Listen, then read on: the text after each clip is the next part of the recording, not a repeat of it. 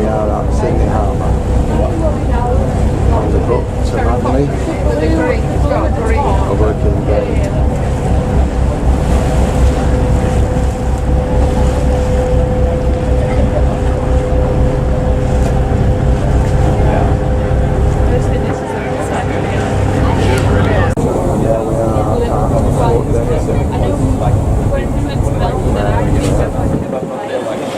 Remember last time for a meal on the Sunday? No, you're thinking like they have this we stayed at once. That was like nice, but I feel like it's like a slow version.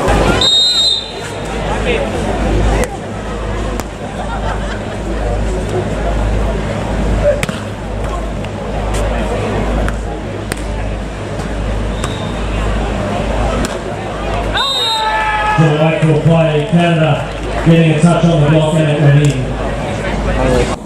Manly fish and chips.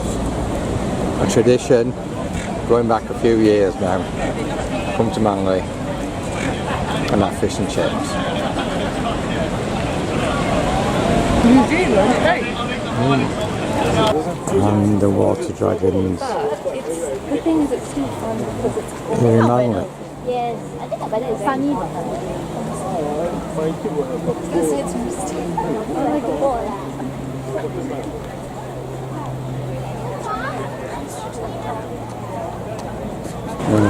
They're in Manly on the coastal walk. I think that over there is towards Farnby within.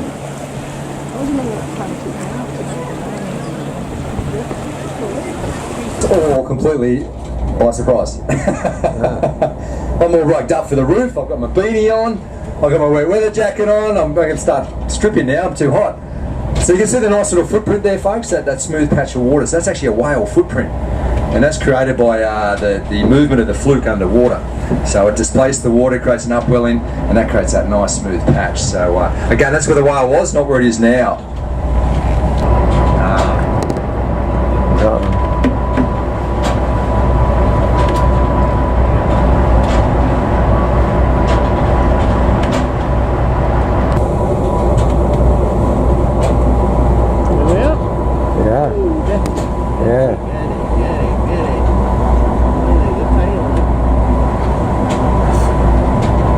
Captured that, I think.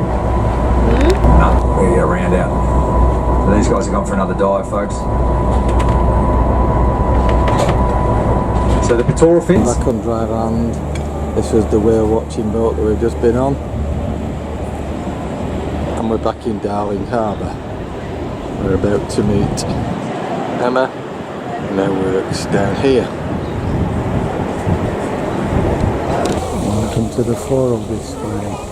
Here at Botanic Garden.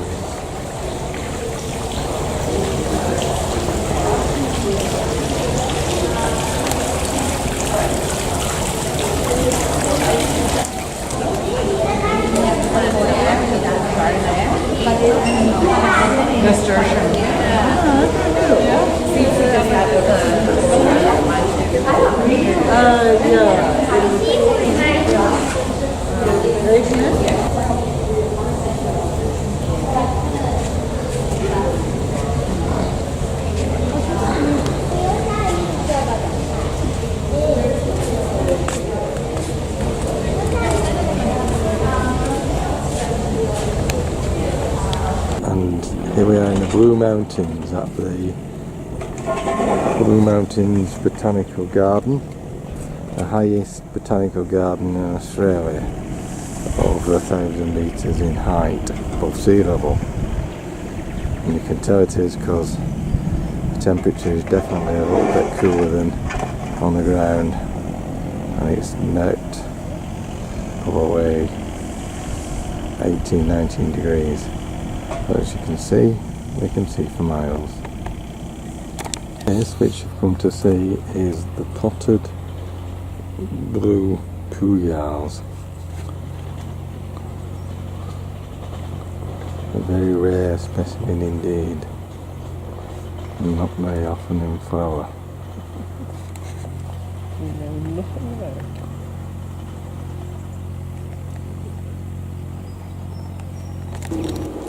and the lake here at the Botanic Gardens.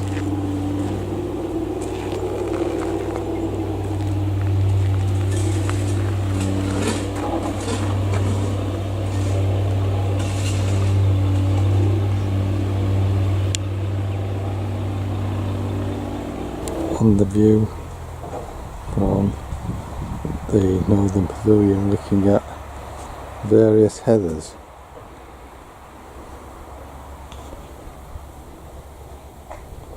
With the Blue Mountains in the background.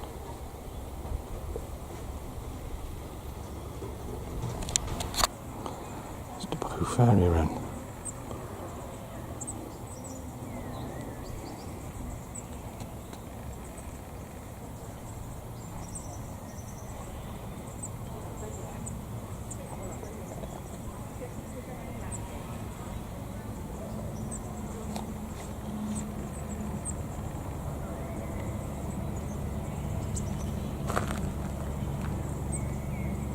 And the view from between Mount Tabor and Mount Wilson here in the Blue Mountains. Looking some stunning scenery. The one is Mount Haystacks. And then Mount Tuma, which I think is where we've just been, and Sydney's beyond that. As you pan round, Mount Banks, and then the next big one is Katoomba, and then I think Blackheath is over there. I think that is the town. Mount Victoria, I don't know where that's possibly that one, and then Bell and Clarence, which I've been doing up to places.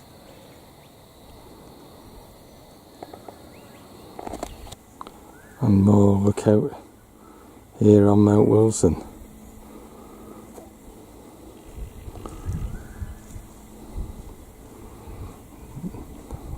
Top of mountain over 1,000 meters high, and there's very, very little wind.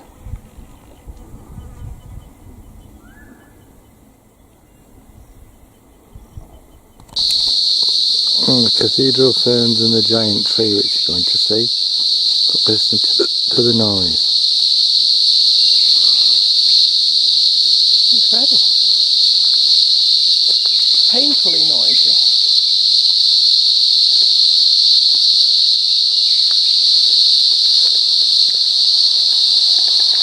And here at Evans Lookout between Blackheath and Katoomba. Looking massive gorge. It's actually known as the Grand Canyon of Australia.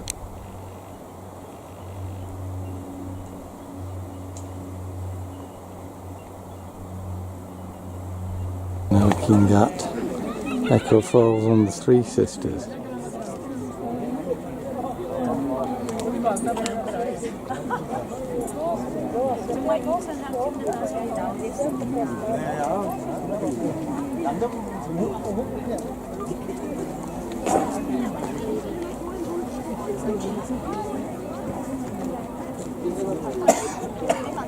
And we say goodbye to the Blue Mountains along with the trolley tour buses.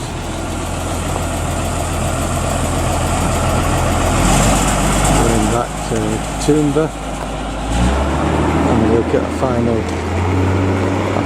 view.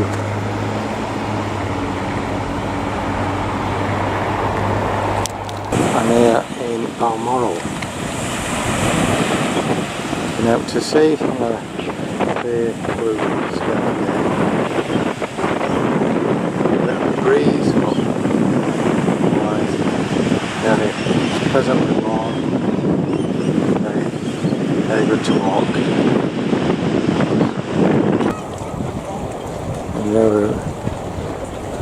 And now a windy Balmoral. Out on the spit looking over towards Manly. Looking at the boats in the harbour.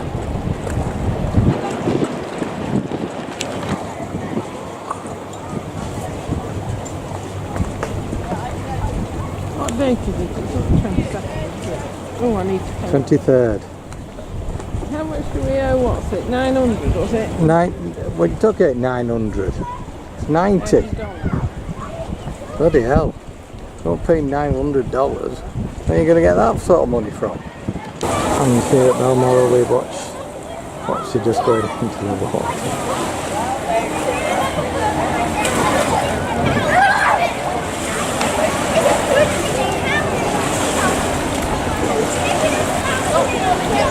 You're not falling in.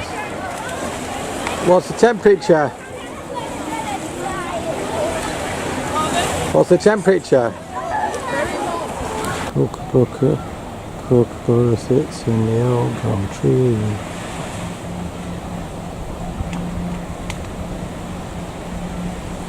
Kookaburra is sitting in the old gum tree. Yeah.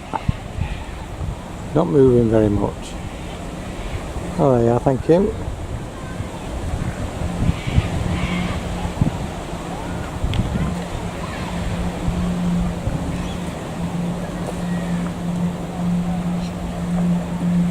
The man putting in his windsurfer into the sea.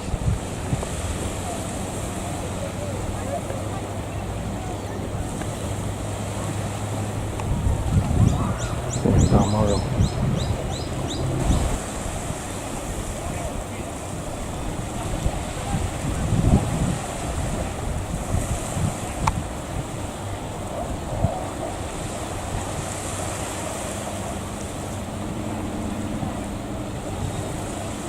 You must have a lot of arm strength Oh, yeah. to do that.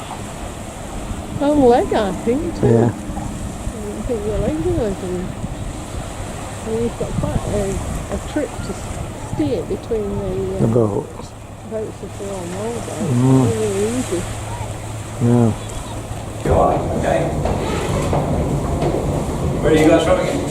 Where are you from? Yeah. Wollongong? Okay. Alright, okay. So we use plastic or acid fluid. Temperature wise, 80 degrees Celsius, a little bit 20 degrees plastic. Right? Right inside the underwater, the heat strip, part before it, we're doing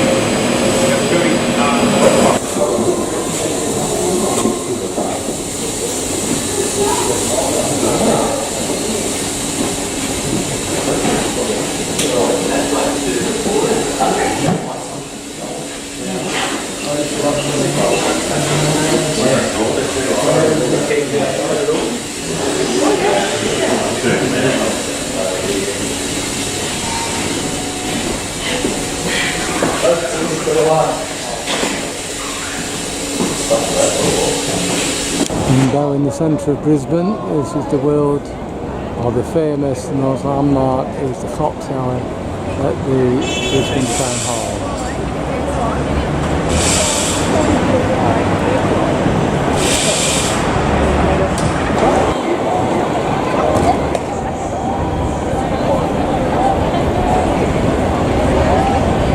From the top of the clock tower at Brisbane City Hall. It is 87 metres high.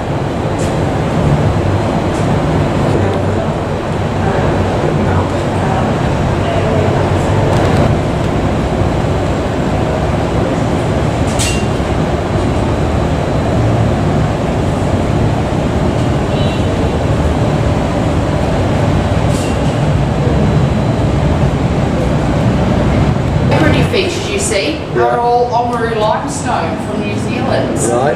And very unusual because if we think about that, I get a lot of New Zealanders that come out and they say the only place that uses Oamaru limestone for construction is Oamaru in New Zealand. So it's really, really, really bizarre that towards the end of the 19th century that they decided to ship that out from New Zealand and put it up on a church. And then the church 30-second long bulb clock that's in the back left-hand corner here that looks a bit like a grandfather or antique clock. It's the thing that controls all the time in the tower and is why you have the two machines down here that actually operate the bells that were above our heads upstairs.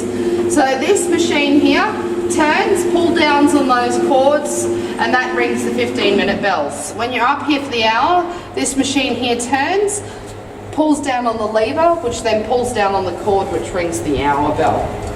So that's the show for 1:15. Yeah, that's it. So that's actually the shortest period of bells that rings. Brisbane Christmas tree. And with the United Reformed Church. Town Hall Square again, City Hall, Christmas tree, and the famous clock tower.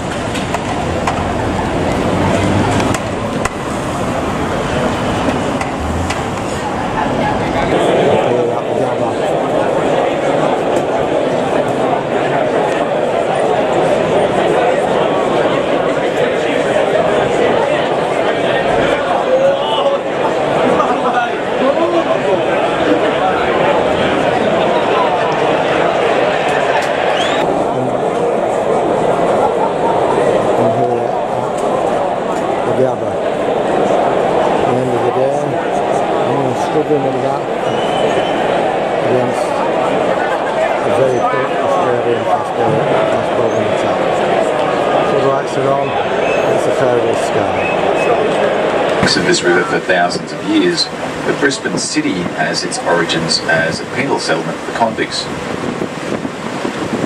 That area over on the left-hand side was the first area that was cleared during the convict period for farming and food production to sustain the settlement. It's now the site of the city's Botanic Gardens. It's a lovely place to have a bit of a wander through, and it is linked up to South Bank Parklands by the good little pedestrian bridge. I'll point that bridge out when we're heading back upstream. Now, one of my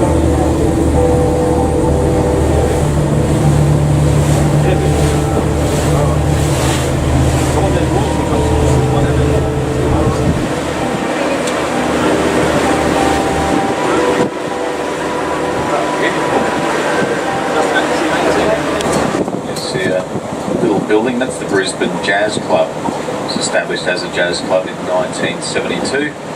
Certainly seen its share of flooding over the years. It was completely flooded out in the 1974 floods and again in 2011. You can catch a jazz performance there Thursday through to Sunday nights. And it was built in the 1880s. It served as the city's customs house for around about a century. It closed in 1988. It's now owned and maintained by the University of Queensland. You can visit it free of charge. It's a lovely old building and it has a great collection of art in it.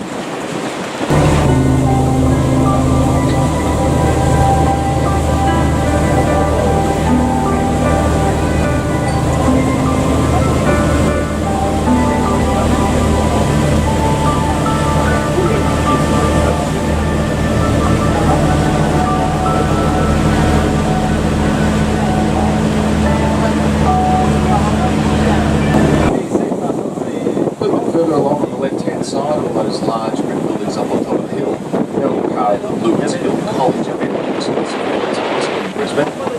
And coming back down to the bank of the river, still on our left-hand side, there's an unusual looking dark-coloured house. It's got lots of little pointy roofs. That's definitely. Now, thankfully those businesses have long gone, as are the baths, but there's still quite a few sharks in the Brisbane River.